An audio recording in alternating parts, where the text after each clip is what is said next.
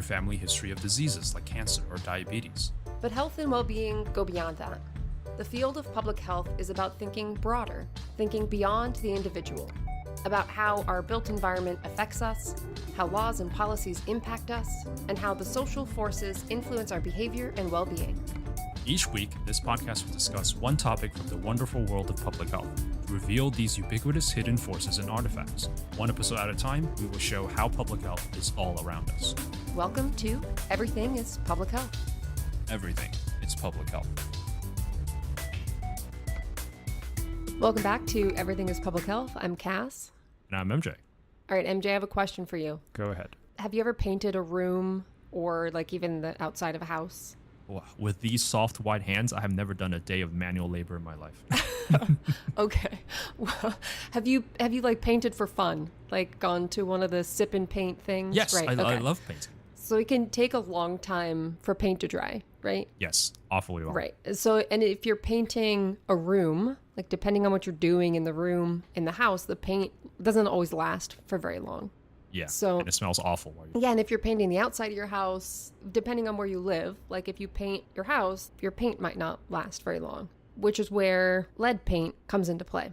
So if you add lead to paint, it makes it dry faster and it can help it last longer. And folks have known this for a really long time. Actually, as far back as the 4th century BC, people were adding lead to paint to either give better pigmentation or make it last longer, all those sorts of things. Yeah, I know about the color, like it makes things whiter, but I never knew about fast drying and stuff. So it makes sense that there's a reason why they use it. Yeah, and it makes it last longer, right? So if you're doing a lot of production, like a lot of building, there's incentive for things to dry quickly so you can move on and do other stuff. Though there are some of these potential benefits to adding lead to paint. Actually, people have known for a really long time that there are health issues associated with lead exposure. And even if you look back, like medieval texts, it will warn of the dangers of lead-based paint. Like, oh, you'll have seizures or like other terrible things that can happen to you if you get too much lead exposure. But so they knew about these things for a long time. People have known. And then we were like, oh, that's fine. We'll just continue this practice that we have known. Efficiency over health effects, right? Okay, all right. But before we go any further, MJ, do you know what lead is? I mean, it's an element on the periodic table. Yes, it is. I've never heard anything positive about lead. Every time lead is mentioned, it's either someone is dying or someone is getting poisoned. Yeah, I have no positive association with that element whatsoever. But I do know that it is not just in paint, but also in gas, where it used to be in gas. Right. So lead is a naturally occurring metal that is all throughout our planet. So even though we associate it with different products, it's not something man-made. It's something that's been around for a long time. And adding lead to paint gained a lot of popularity through the late 1800s and into the 20th century, in part because of that durability that I was talking about. And some of the peak use of lead paint was in the 1920s, but really if your home was built like before the late 1970s, there's a really high chance that you have at least some trace of lead-based paints. So 70s, that's not that long ago.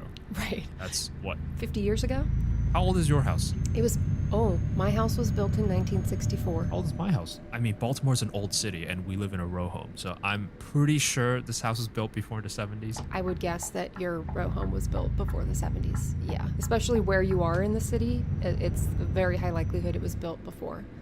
So even though we knew that there were health issues associated with lead exposure, lead paint was repeatedly endorsed by local, state, and federal governments, even though we have this risk of sort of medical issues. And it's not like some other consumer products where there were like secret studies done and nobody was showing the results or anything. Like think about tobacco, there were all these secret studies about the harmful effects. Like there was tons and tons of public data about the harms of lead exposure, lead-based paint in particular.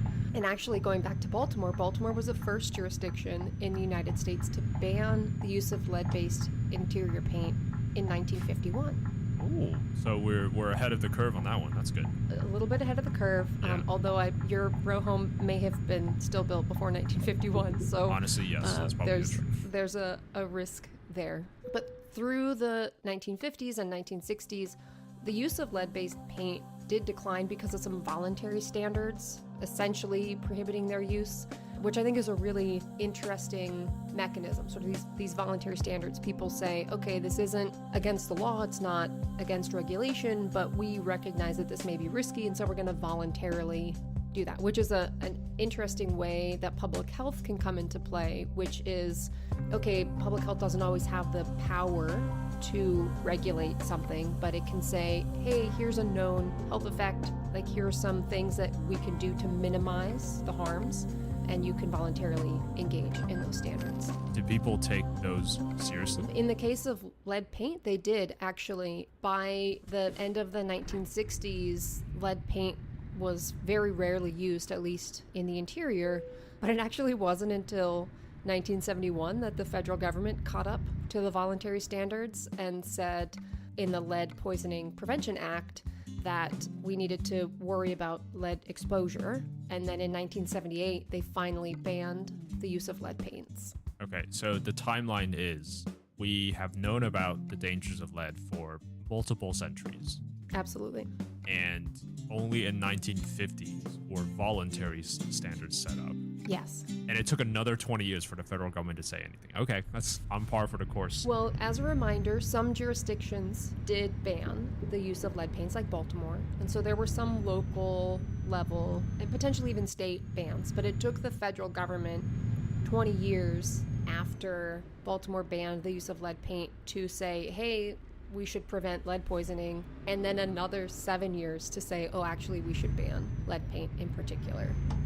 And so we would think that this is a win, right? You think, okay, this is great. We've passed this Lead Poisoning Prevention Act. We've banned the use of lead paint for consumers. And in some sense, yes, this is good. We don't want people using lead-based paint. But the delay federal regulations led to continued exposures to lead. Yeah, I was like, the fact that this took this many decades, that's a loss to me, but small wins, I guess. And it wasn't really until the 1970s, while we had known that there were health effects associated with lead exposure, it wasn't really until the 1970s that people began to recognize household dust as a mechanism for lead exposure. So people had been thinking about lead paint, they'd been thinking about gas, leaded gas, which you talked about. But folks didn't realize that dust, right, as paint chips away, as furniture rubs up against different leaded paint, that there can be lead dust flying through the air.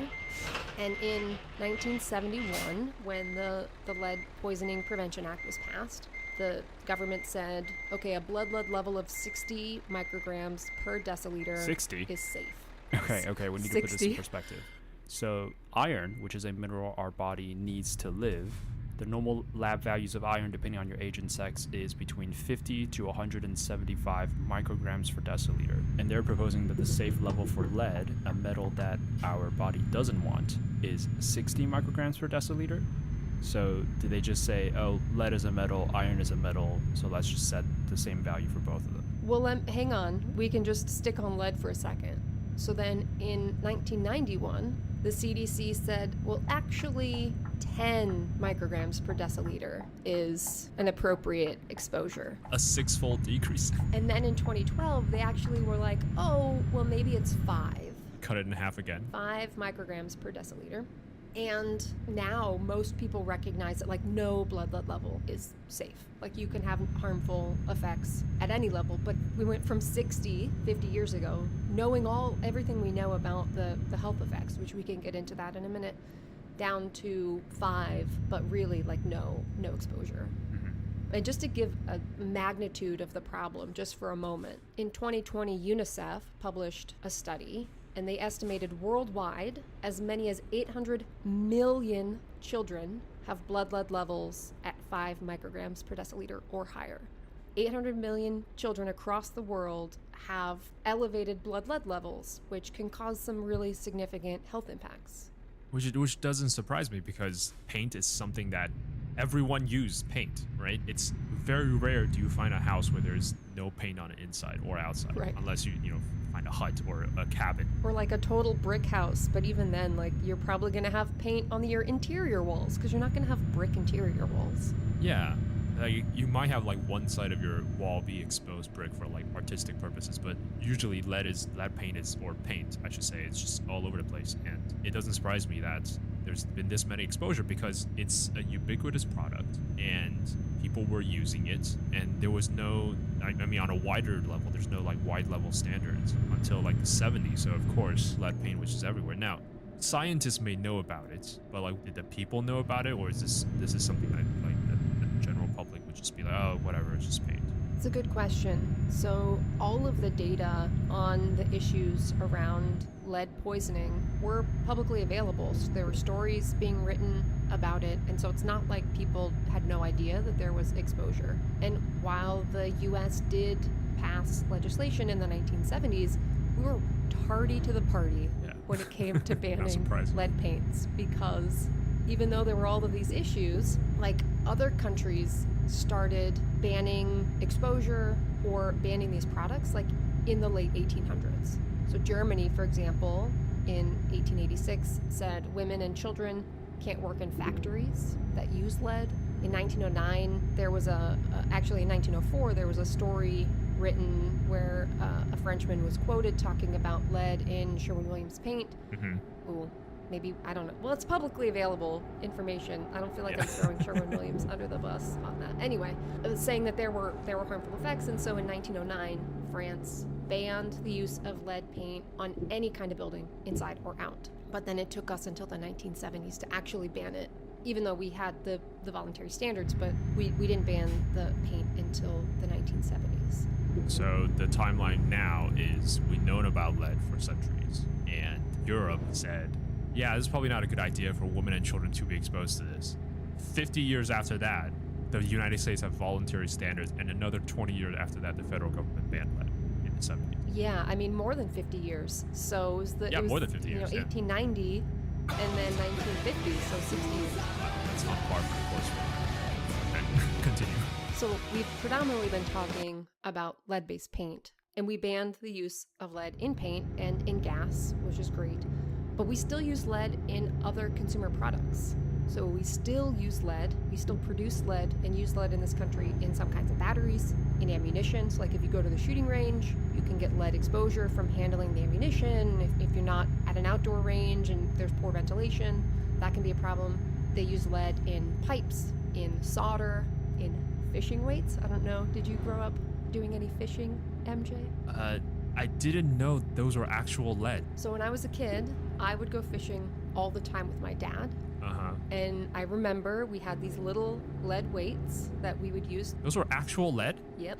They're soft and... I thought they were just lead for nomenclature purposes. Those were actual lead. Nope, they were lead weights. Because lead can be soft and malleable, so you can pinch it on and off of your fishing line. Oh my god. Depending on how heavy, how weighted down you want it to be.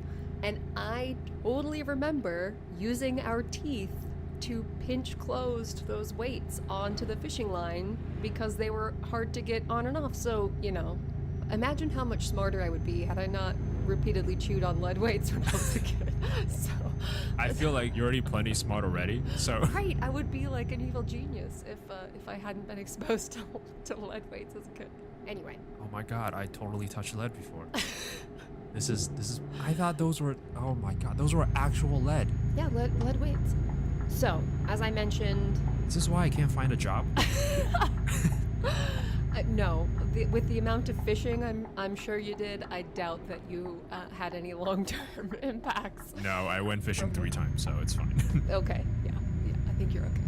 So as I mentioned, there's recognition now that really no level of blood is safe, that there can be health impacts at any level. But what are some of those health impacts? So when we look at kids, health effects can actually be seen at really low levels, at sort of less than 5 micrograms per deciliter, which is the limit right now. Well, it makes sense because they're kids, they're developing. Right, they're developing. And so their health effects include things like reduced IQ scores and increased behavioral problems. And we can circle back to this in a minute. But For adults, at blood lead levels greater than 15 micrograms per deciliter, we see cardiovascular and nerve issues, decreased kidney function, and even reproductive issues. And there was a paper published in Lancet Public Health a couple years ago that estimated more than 400,000 people each year die in the US related to lead exposure. Still. Wow. Yeah, it was published in 2018. Given that we have a lead paint ban, so these must be from exposures that were there, and it just continues to be there, because it's one thing to ban something, but it's another thing to like go in and actually replace it and fix the issues in their homes. And if you think about exposures as kids and then the harmful effects that has on your development, like just because you remove the lead, that doesn't mean that those harmful developmental issues have gone away. Like those have occurred and then those carry forward. And so there has been a big push for lead abatement to sort of remove the exposures, but it can be super costly, like multiple thousands of dollars to remove lead in a home. Now there are benefits, right? There are cost benefits, right? There are personal health benefits, there are cost benefits. So some estimates suggest that you can save between $17 and $200 and something for every $1 spent on lead abatement. So this is from those reduced health costs, extended tax earnings because people don't die early, and reductions in crime. This is something that public health thinks about all the time, which is dollars spent today and dollars saved tomorrow. But it's hard to wrap your mind around this concept of like dollars spent today, money saved tomorrow in general, because there's always that drive of like, okay, maybe it won't be me.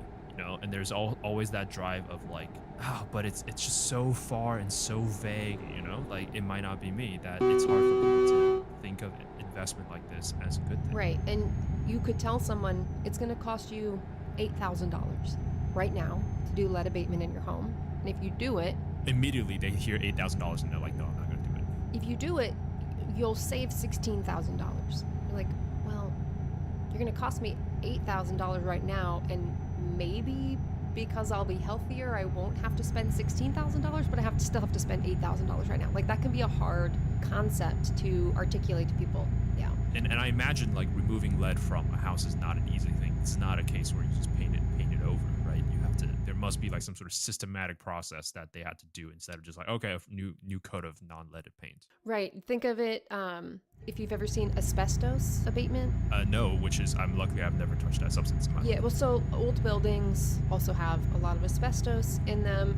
So if you've ever been walking down the street or sort of been like in your workplace and they've been doing asbestos abatement, it's like a whole big process because... Yeah, it's a construction project. Right, because inhaling even a little bit of asbestos is really harmful. So it's not quite to that same level in terms of lead paint abatement, but it's not like, oh, we're just going to paint over this. Like you have to actually remove the lead paint in some instances, and so it can be a very involved project. And I want to go back on this whole concept of dust. Like when I was growing up, obviously my parents knew about lead, and they would tell me, "Oh, don't eat the paint on the wall," which is a very simple thing to follow. No, I'm just joking. Kids put everything in their mouth.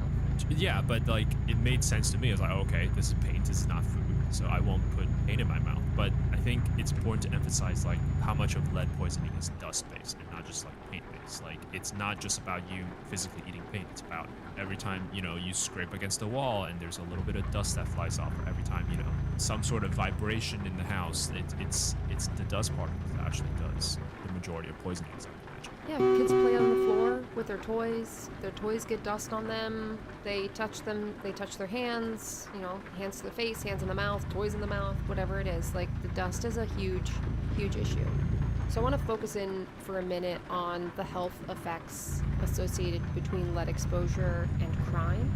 So there have been a few studies documenting what is referred to as a lead crime hypothesis, which really boils down to the idea that kids are exposed to lead at young ages, which leads to development of impulse control issues and behavioral issues that can cause them to engage in crime as we get older. So, right, we've been talking a lot about paint. We have mentioned gas, but there were other lead products as well. And so some of this exposure has been concentrated in lower income communities, and that's been associated with increases in crime. If you look at associations between blood lead levels and crime, you see significant associations with elevated blood lead levels in firearm violence, robbery, and homicide at the census tract level. Yeah, and this is one of many hypotheses that people have been positing about why is there's a burst of crimes in that era, and lead is definitely one thing that makes a lot of sense because it does cause a lot of behavioral issues. So okay, so we talked about lead and we talked about the history of lead and how the United States was very slow to adopting any really strong nationwide measures. But for people today, what would be solutions that they can do? So, first of all, knowing the age of the house or the apartment or wherever it is that you live, and knowing whether or not you may be at exposure.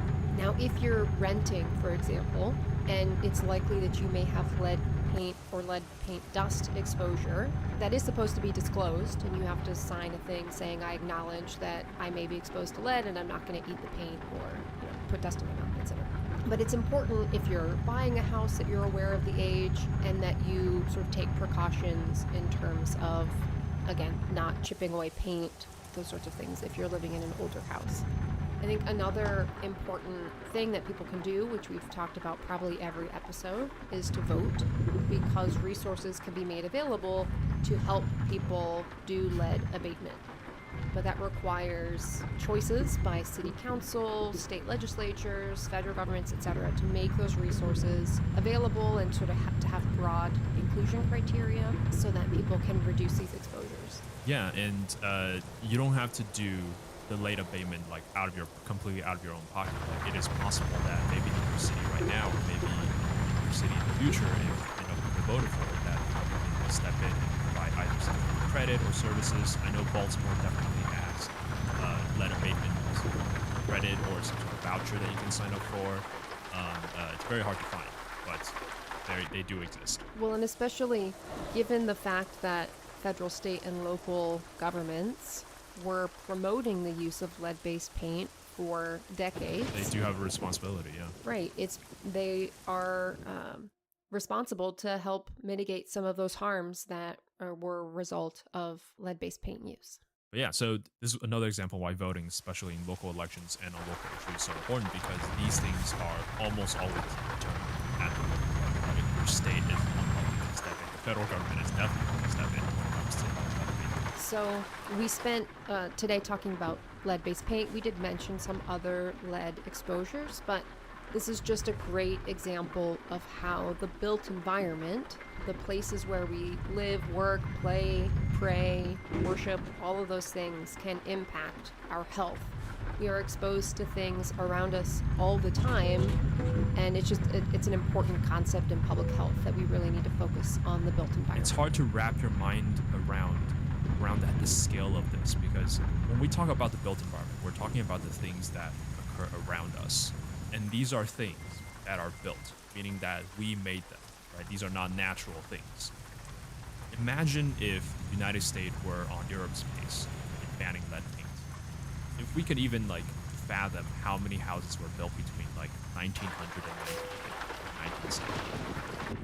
If we were to adopt lead paint ban in early 1900, so many houses, we're talking about possibly multi-million number of houses would have been built without lead paint.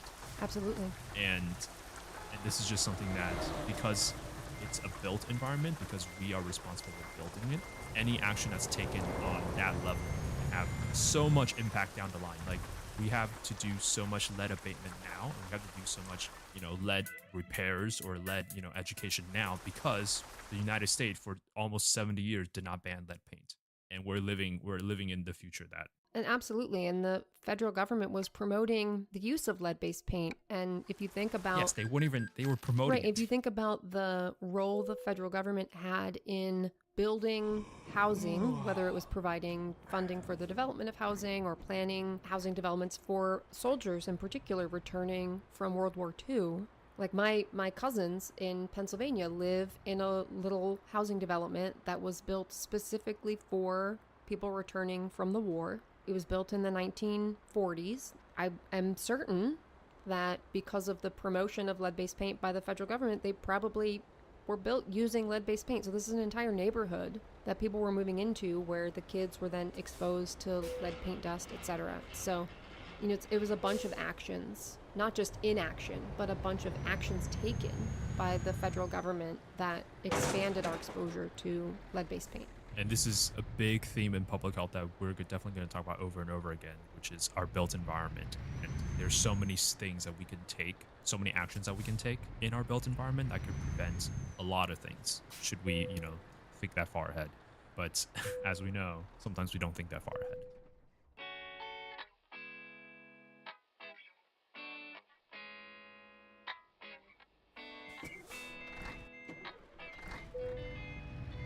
Thank you so much for listening to this episode of Everything is Public Health.